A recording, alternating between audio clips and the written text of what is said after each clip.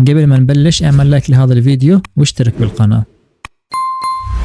بالأيام الأخيرة كثير من الأردنيين تفاجئوا إنهم ما صاروا يقدروا يدخلوا على تطبيق ديسكورد سواء من التليفون أو من الكمبيوتر، وفي ناس جربت تغير الشبكة أو تستخدم VPN وبرضه نفس المشكلة. وهون الكل صار يسأل هل الحكومة فعلا حظرت ديسكورد بالأردن ولا هو مجرد خلل مؤقت؟ اللي صار إنه حتى لحظة إعداد هذا الفيديو ما في أي تصريح رسمي من الحكومة أو من شركات الاتصالات بيوضح سبب المشكلة، بس اللي مؤكد إنه عدد كبير من المستخدمين فعلا واجهوا صعوبة بالدخول، وبعضهم حكى إن المشكلة بتختفي بس لما يستخدم VPN، وهذا اللي خلى الناس تتأكد انه ديسكورد رسميا انحظر من الأردن. بس ليش ممكن الأردن يحظر ديسكورد؟ وليش ممكن حتى باقي الدول العربية تحظره؟ الحقيقة انه ديسكورد مش بس تطبيق دردشة او ألعاب، هو صار مساحة ضخمة للتجمعات والنقاشات، وفي بعض الدول صار يستخدم كوسيلة لتنظيم الاحتجاجات او نشر اخبار بسرعة بعيد عن الرقابة. وعشان هيك في دول كثيرة شافت انه ديسكورد صار كتهديد محتمل، خصوصا لما الشباب صاروا يستخدموه كوسيلة للتنسيق الجماعي. وهون بنوصل للقصة الرئيسية من الفيديو، نيبال والمغرب. في نيبال صارت احتجاجات كبيرة، وكان ديسكورد واحد من أهم الأدوات اللي استخدموها الشباب للتنسيق ونشر المعلومات بسرعة بعيدا عن الرقابة الحكومية. ونفس الاشي بالمغرب، شباب وطلاب استخدموا ديسكورد للتنظيم والتواصل أثناء موجات الاحتجاجات، وهذا خلى بعض الحكومات تعتبر التطبيق كخطر أمني أكثر من كونه وسيلة ترفيهية. بصراحة أنا بشوف إن الحكومة معها حق بالقرار، لأنه إذا بنرجع نطلع على اللي صار بالمغرب بنشوف إنه فعلا في ناس استغلوا الديسكورد. والخطير بالموضوع إنه ما في أي رقابة أو توثيق حقيقي لهويات الناس هناك، يعني أي شخص من أي دولة ثانية ممكن يدخل على سيرفر مغربي ويحكي كأنه من داخل المغرب، وببلش يزرع أفكار غريبة بين الناس، وهو بالحقيقة مش مغربي ولا له علاقة بالمكان أصلا. بس بنفس الوقت ما بنقدر ننكر إنه الحظر أثر على ناس كثيرة ما إلهم علاقة بهيك مواضيع. في طلاب ومبرمجين وناس تدخل هناك بس عشان تلعب مع أصحابها، أو حتى ناس تشتغل أونلاين فكانوا يستخدموا ديسكورد بشكل يومي. بس هل الحظر دائم ولا مؤقت؟ لحد الآن ما في تصريح رسمي يوضح إذا القرار دائم أو لا، بس الخلاصة ديسكورد فعلا انحظر بالأردن وممكن ينحظر بالدول العربية الثانية، والمتضرر الوحيد هو المستخدمين العاديين.